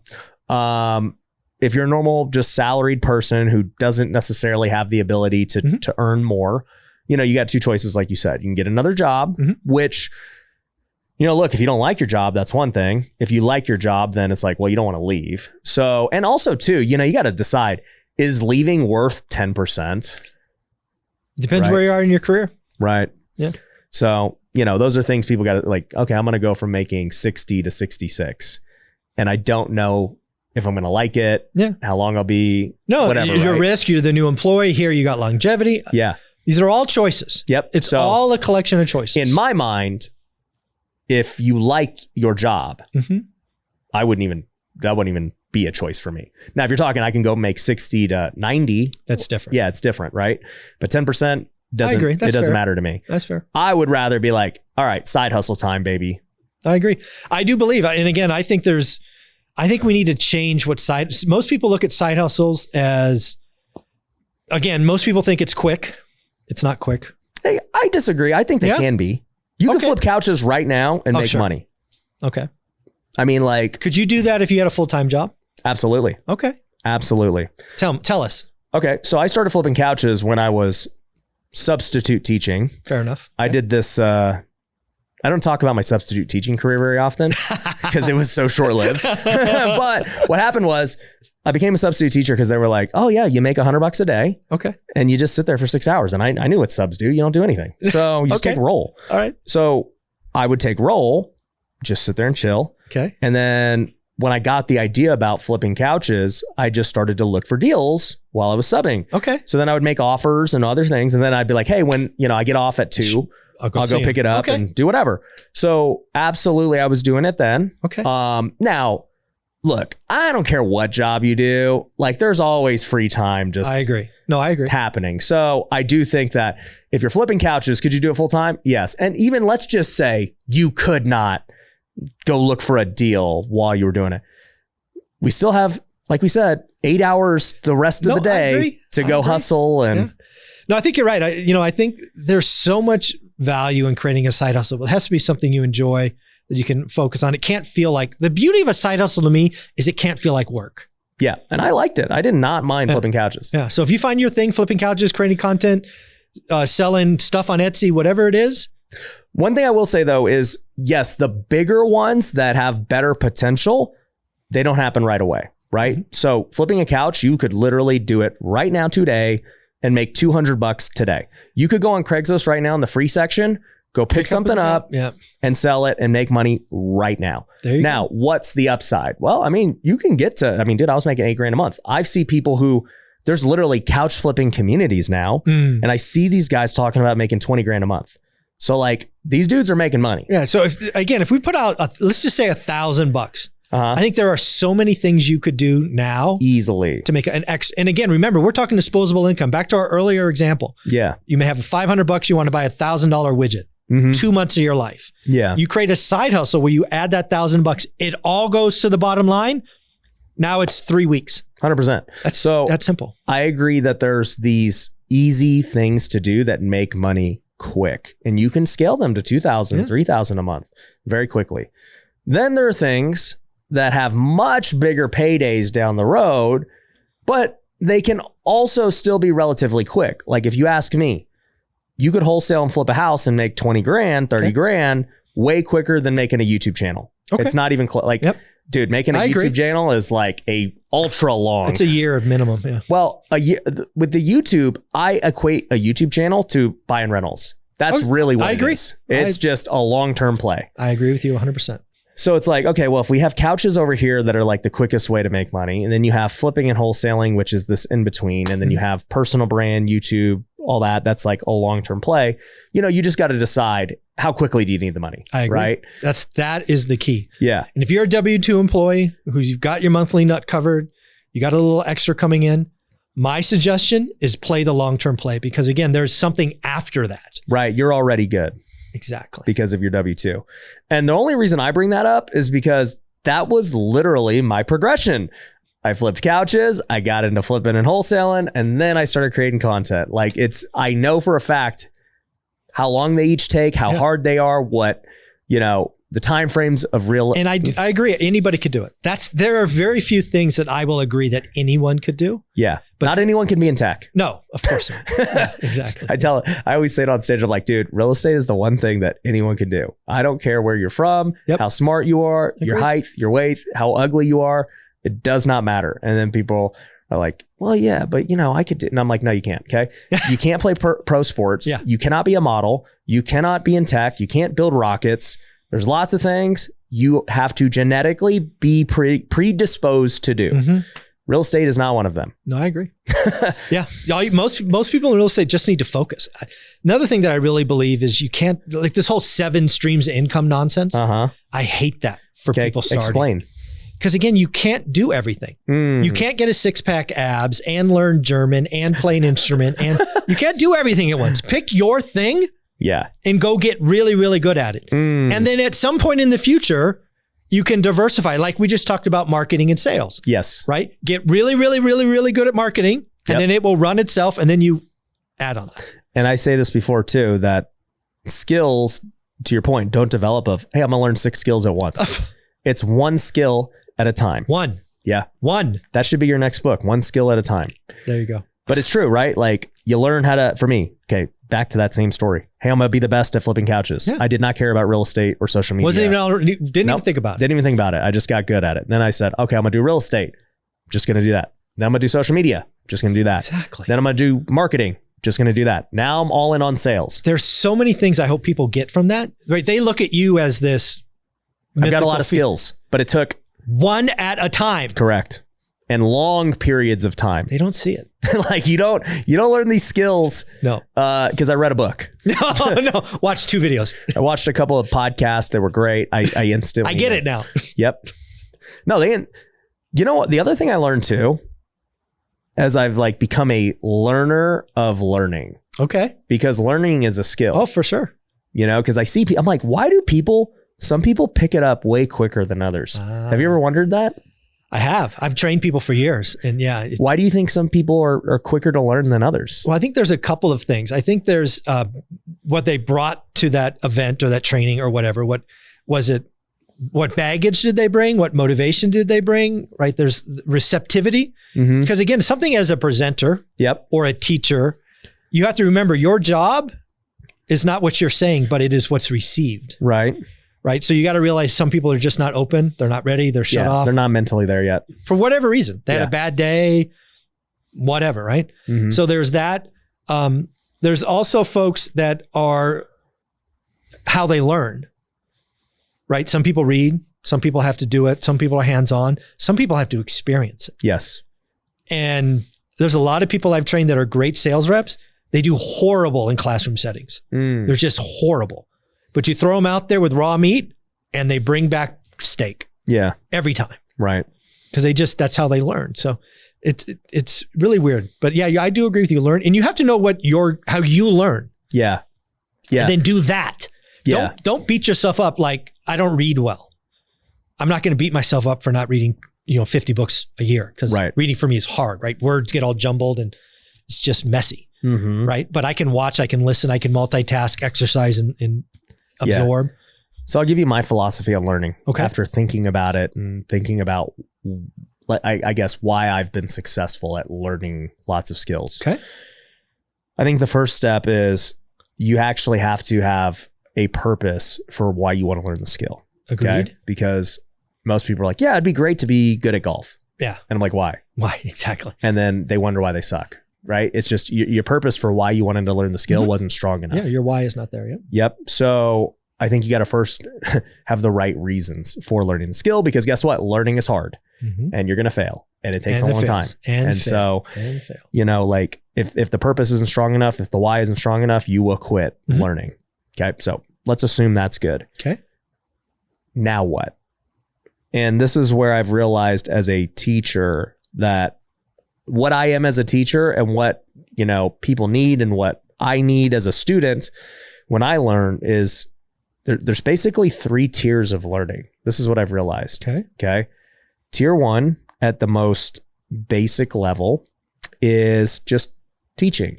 And so right now people are getting tier 1 training because they're just learning. We're teaching, we're talking. They could go to WealthCon. We're going to go talk. They could go to a college seminar. We're going to go talk. Essentially in this stage, and reading a book is the same thing. Okay. Essentially in this stage, you're hearing, good information, but it's up to you to discern it and see how it applies to you, how you're going to use this information to get started. And then you got to still hold yourself accountable and so tier 1, in my opinion, 99% of people cannot execute and learn from tier 1. They cannot. No. 1% of people could truly take this conversation and go out and buy 100 rentals as W2 people. They're the 1%. In a decade. That's the way it is. Exactly. So, and those people were already extraordinarily talented, to your point. They came in already motivated, talented. These people are studs. They didn't need this conversation to be studs. They were studs. They were studs, but now there's a path. They can see it. They're just going to go down. It just became clear to them now that this is the path. They already had it all within them. Agreed. So in tier 1 learning, for me, it's all about just being inspired to say, oh man, like I have this new shift in my mind that this actually is possible. This 10-year thing gets it. I get it. I'm inspired. I want to do this. I'm committed. This is my journey. This all makes sense now. If that's you, because this podcast did it for you, comment below and say, hey, I'm a tier 1 person right now. Let's do it. Because that's all it can really be, right? Especially if you've never bought a rental. Do you think you can all of a sudden just start buying rentals right now because you listen to this podcast? No, there's way more that goes into it, right? But you're inspired and you're like, okay, I get it. WealthCon is that way. Even courses are this way. We're still just talking at you. Correct. Okay. That's teaching.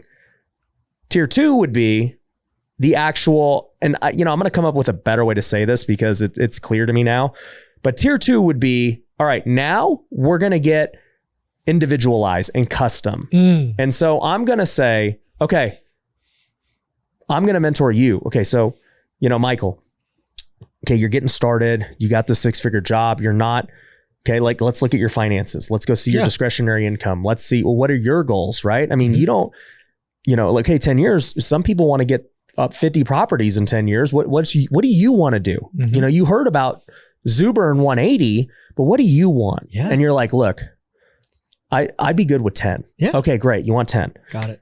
So let's plan out something for you. Mm-hmm. All right. So this is your income. We see it right now. Here's what I think. I think you could cut these expenses. Do you think you could do that? You're like, yeah. Okay. We're still going to be 30 grand short. Right. What are we going to do to get that 30 grand? I like it. Okay.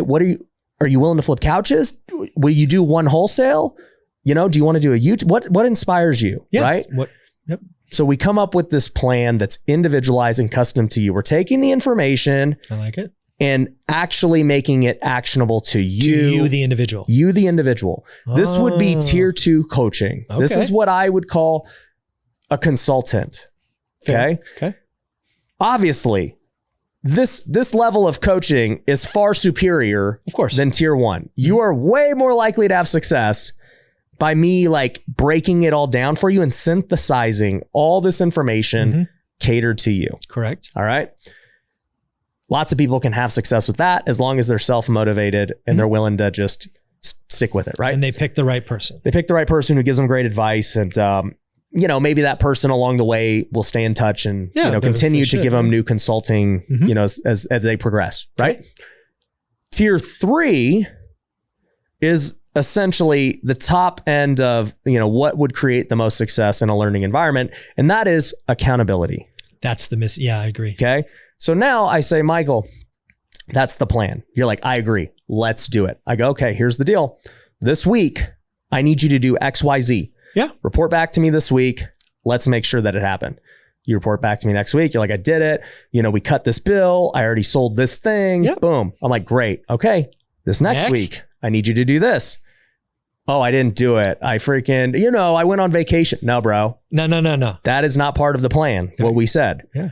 Okay. So this last tier is all about accountability Yeah. and making sure you stay on track. It's so funny you bring this up because the one thing I did different after admitting that 2023 sucked is I created a series, I think 20, I call them activities that I'm going to be doing, and I'm sharing them on my channel every Sunday morning. Yeah. How I'm doing every week. Every week I'm going to record. It'll be a horribly watched video. It's a freaking Excel spreadsheet with 20 variables. Yeah. But I'm holding myself accountable and I publicly share them every Sunday morning. And so you're using accountability in a different way where you're just basically pushing yourself to be accountable.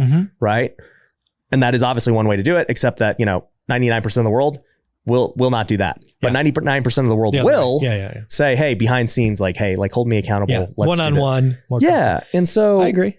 This all just occurred to me as I have been a student of many things, right? Because, for example, I'm getting pretty good at golf. It's like I started out watching YouTube. I'm like, all right, I got to learn some basics. How do I take this baseball swing and make it a golf like, what am I doing? Why do I suck? And so I start watching YouTube, right? And then, you know, from there, it's like, all right, but I still can't see my swing. I'm getting no feedback. Like I think I'm doing the right things. Then I watch the video and I'm like, my swing looks nothing like their swing.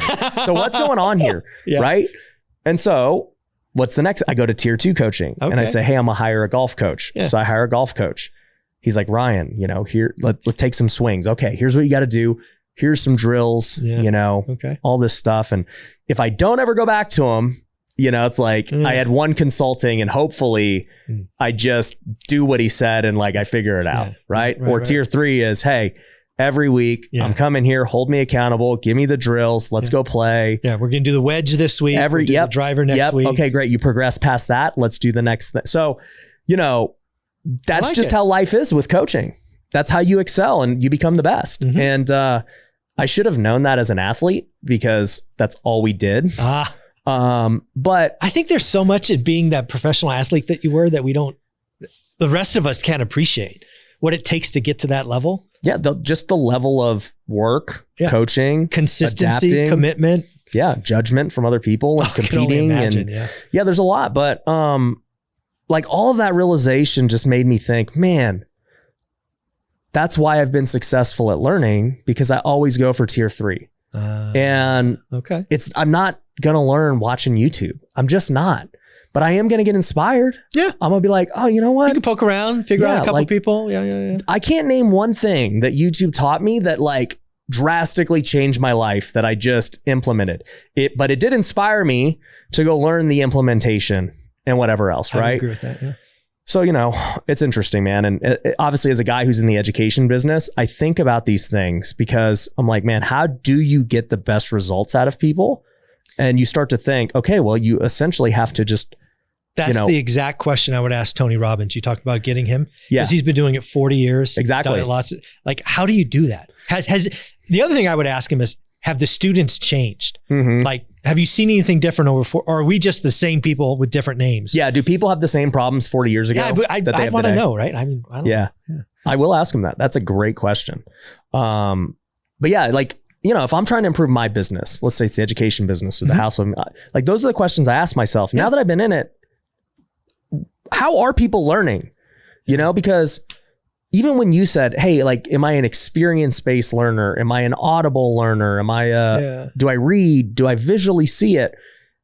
Those in my mind are still part of tier one. Okay. It's All just right. like, how do you consume information? Okay. I Right? like it. Yeah. But I agree with that. even if I go and experience flipping a house, but nobody's giving me feedback, I'm just like, Yeah. You got lucky in 2020. Yeah. And now you're losing your ass in 24. You're like, I don't know why I'm losing. And it's like, well, dude, nobody's telling Nobody you. can bid things. You can't do this. You can't do that. Yeah. And you don't even know that you should be you're doing right. those things. My answer was tier one. You're absolutely right. Yeah. And so I like the other two. it's just something to think about. And I mean, here's the thing, right? With coaching, it's like you pay for Different whatever levels. you want, Yeah. right? It's like, bro, you know, I think Tony Robbins, somebody had told me he's $1 million a year if you want to hire him one-on-one. Yep. And then you have to give him like 10% of your business. I believe that's true. Yeah. Yeah. And so I'm like, okay, what does the million include? Like out of curiosity. Yeah. Just curious. Yeah. Yeah. Because obviously it's going to be custom to you. So it's at least tier 2 because now he's one-on-one with you, diagnosing your business, helping you understand whatever, right? So I'm like, okay, it's at least tier 2. Obviously Tony ain't holding me accountable, right? Like he's not going to be like, Ryan, did you do this? And blah, blah, blah. You might get a monthly. Yeah. You're going to get a monthly call. And I'm like, but I would imagine there is some element to it that his team for sure is going to hold you accountable. There are people paid to make you successful. Exactly. And so I'm like, yeah, okay, that makes sense. That's probably how he would run it. Yeah. You know, because they're two different types of people. I'm the same way. I cannot hold anyone accountable to save my life, which is why I'm not an accountability coach. But I will sit there with you for 30 minutes, an hour, and I will like really pick apart what you have going on.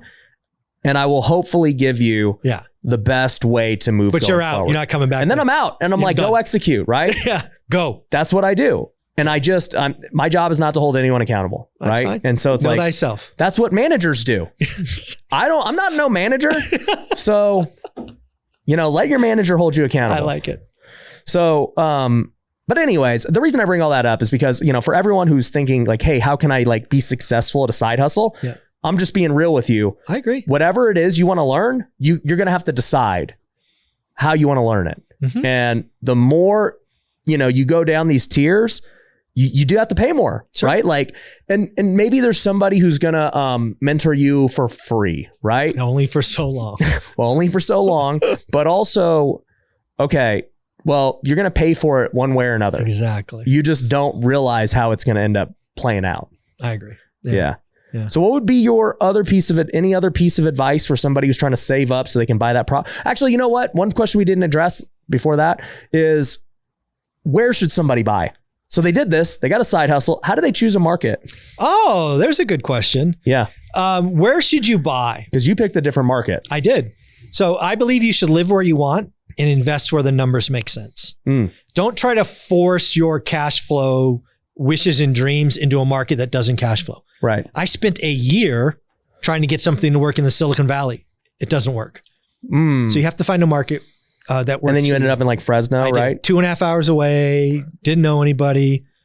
Right. You just ran numbers. You're like, this looks like a pretty good opportunity that's near me. Yeah. And then I dove in and I spent time learning the market and got a buy box and, you know, did all those things. So know where it makes sense and then do it every day. So my buy box was 3 or 4 bedroom, single family home, 2 bath, 2 car garage, single story, 1,200 to 2,000 square feet.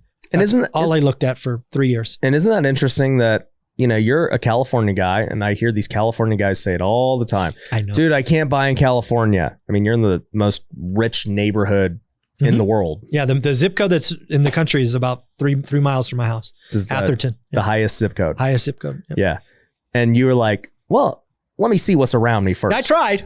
Doesn't work. Yeah. So I had to go somewhere else. But it's still in California. It is. Because some people are like, should I just go to the Midwest? And I'm like, dude, there's places in California. There are lots of places Yeah. in California. You ever been to Victorville? Yeah. You ever been to Bakersfield? Bakersfield, yeah. Yeah, they're all dumps. But guess what? They still cash flow. They cash flow. I wouldn't live there, but dude, they make money. Live where you want, invest where the numbers make sense. Yeah. That was what I was doing when I started to flip. People were like, why are you flipping in that neighborhood? I'm like, I don't know. The numbers look pretty good. Like, what do I I'm care? not living here. Yeah. I'm here to make money. Yeah. Makes Okay. sense. So people should not worry about market as far as I think it's thinking they have generally to. better if you can invest where you are. Right. If you have that, if you're there. Right. But don't beat yourself up. Right. If I had to buy something in Silicon Valley to cash flow, I never would have bought anything. What do you think about people who are like, well, the properties are too expensive? Get in a car and drive 30 minutes. Yeah. Drive 45 minutes. Drive an hour. Yeah. I can't save up. You know, the properties are 700,000 here. I can't save up. Get in a 140. car and go get on the freeway and go that way. Yeah. Or that way. Yeah. There'll be something. There's some homes for 300. Always. You know. Even in California, there's lots of cities in California. Yeah. I could Modesto. Exactly. You know, you want to know where these homes are, guys? I know exactly where they are. They're in every minor league baseball city.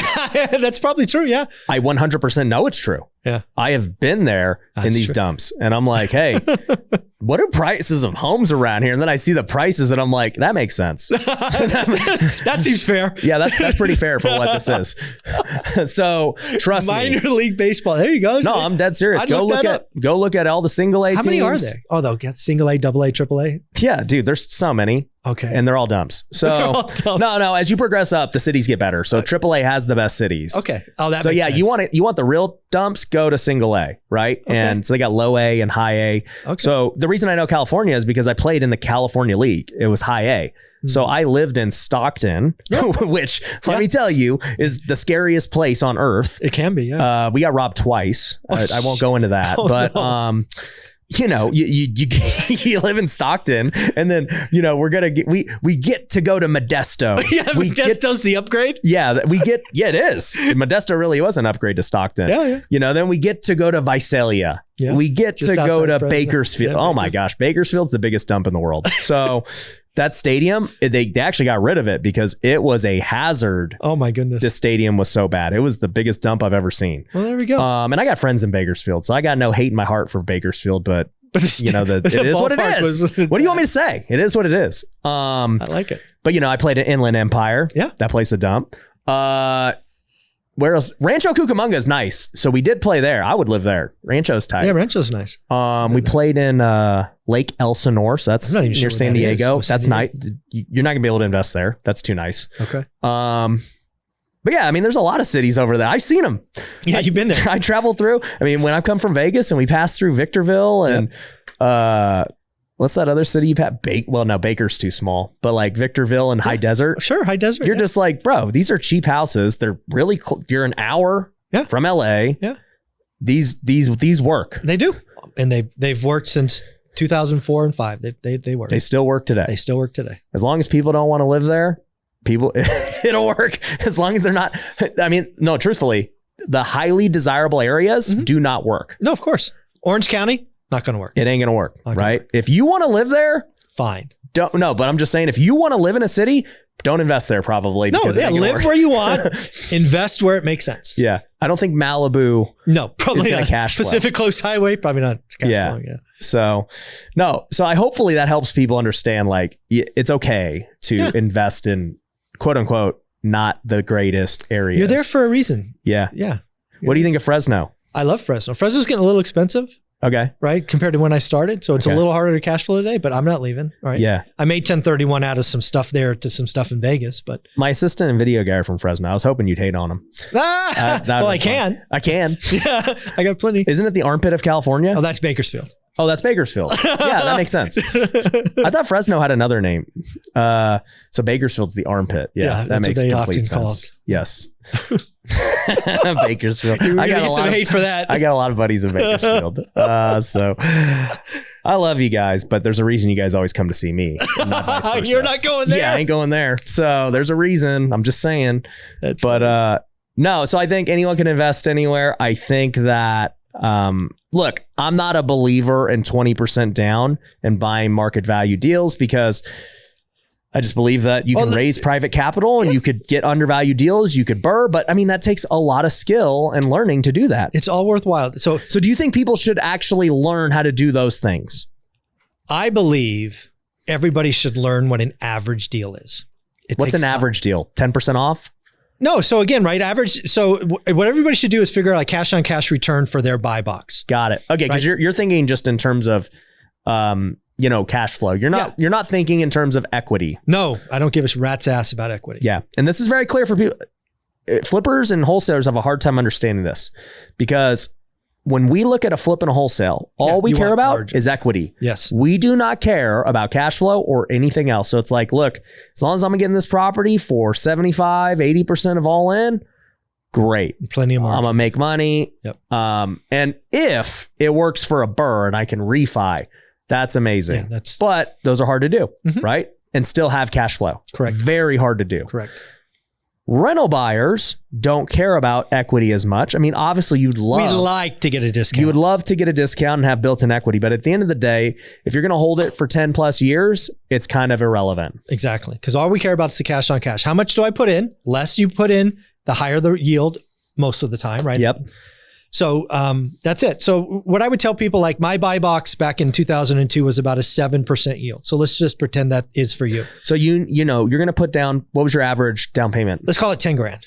That was your average down payment? Yeah. So 20 grand for the first one when I didn't know any better. Oh yeah, because the properties were like 100 grand. Yeah, they were 100 grand. Okay. But like today, let's say, what are properties in Fresno cost? So today my buy box in Fresno is like a 4% yield, which is lower, which means I'm not buying because I can get 5% in a bank. Yeah. I'm just being real, but right? There's no appreciation in the bank. Well, there's no appreciation. But again, I keep looking every day. I looked before I got here because I'm always looking for that one deal. It's not a 4, it's an 8. Okay. But like, what's the average price in Fresno? So the average price that I'm buying today is about 300 grand.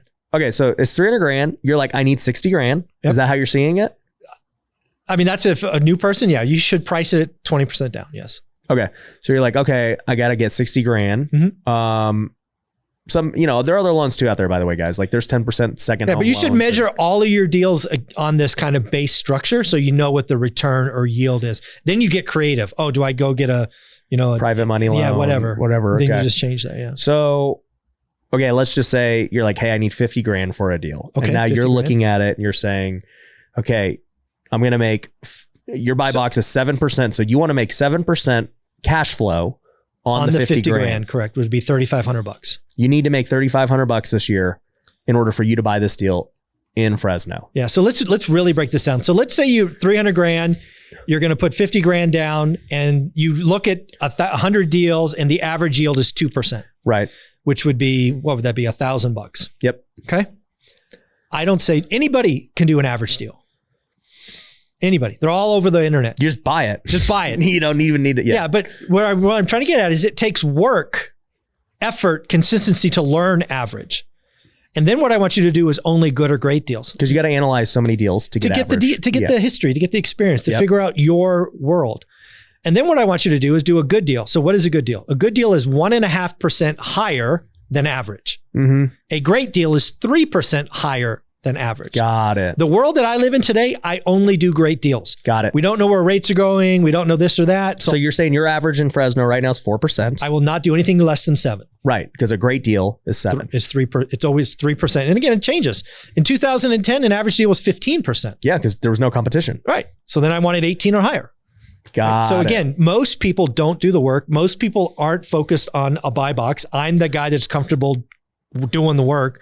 So I looked every day. I looked at one little buy box for 3 years. Yeah.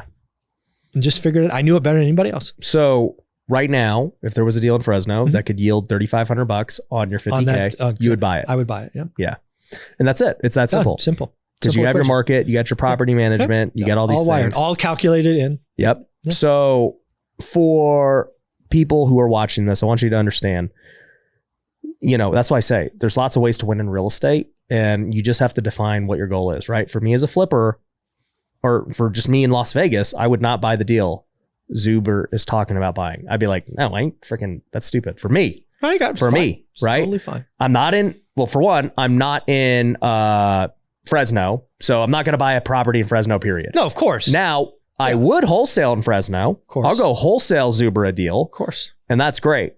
But from the mindset of a flipper, we're not even looking at a deal the same way. He's looking at cash on cash return on a long-term hold. Correct. We're looking at how much can I get when I flip this thing when it's all said and done? Or if you're a wholesaler, how much can I sell this to a flipper for? And so if you're not even looking at the deals the same way, you already got a problem. Vocabulary is different. Right. And so you got to understand what's your end goal and your agenda. Yeah. So if I was a wholesaler, I would try to find as many buy and hold guys as I can, because your job You're is going to pay the most. Well, we're going to pay the most, and we're going to be an option. Yeah. Right. There will be some deals that, flippers can't get because there's no meat on the bone. Well, I would rather sell to you every time. Right? Probably. Yeah. I absolutely would, because it's like the buy and hold guys always pay the most because they're looking at it from an ultra long perspective. Whereas a flipper's looking at it like, yo, if I can't make money today in this certain margin, I'm not buying it. And oh, by the way, I got all this interest rate risk and hard money and blah, blah, blah. And it's just, Yeah. Like anytime we can sell to buy and hold, like even if a flipper wants it, they're usually going to pay more. Yeah. I would, again, if I was a wholesaler, I would try to figure out all the buy and hold guys in my market, and the data's out there. Go get it. Yeah. But then again, there are certain buy and hold guys who'll be like, no, I don't buy in that area of Fresno. Of course. You are going to sell to a flipper. You're buying. Yeah, exactly. Like, whatever the zip code is, I don't want to be in, go to a flipper. Yep. So hopefully this gives clarity to the W-2 people. I hope so. Because there's so many ways to win. I hope more W-2 employees see what you're doing. Because again, I think there was, a lot of entrepreneurs are attracted to you, right? I think a lot of what you're doing, how you've merged these two together, I hope more W-2 employees go, okay, great. I'm not going to couch flip. Yeah. But I can do something on the side a little bit, build up this, and then that feeds my real estate. And then if you can layer on top of that, building a channel slowly over a decade, you're going to have, it's just the world will open up to you. So I hope more people follow that. This is my advice to W-2 people. Okay. Now that we've talked this through. Okay. First off, I'm like, let's freaking just make as much money as fast as possible. But let's say we're going to go take I call it the slower 10-year timeline, right? Okay. So say the slower 10-year timeline. Slower but certain is one property per year. Okay. Which would be, people watching this are like, bro, that'd be amazing. Okay. Okay. Let's just say we need 50,000 a year. Okay. And let's do the math. You can go get 10,000 of it, 20,000 of it from just saving better. Fine. I'm with you. So now we need to figure out exactly how am I going to go make this 30K, right? Now you could break that up into months and say, I need to make 2,500 a month. Or you can think how I think and be like, you know what? That's one wholesale deal.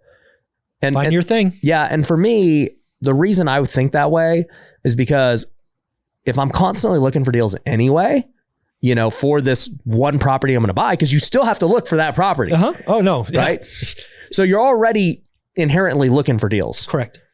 I would just be also understanding how wholesalers think so that while I'm looking, I'm like, oh, dude. This is the difference between a W-2 and an entrepreneur. Why? You're comfortable looking at the big chunk. Yeah. I'm like, no, I like the 2,500 a month.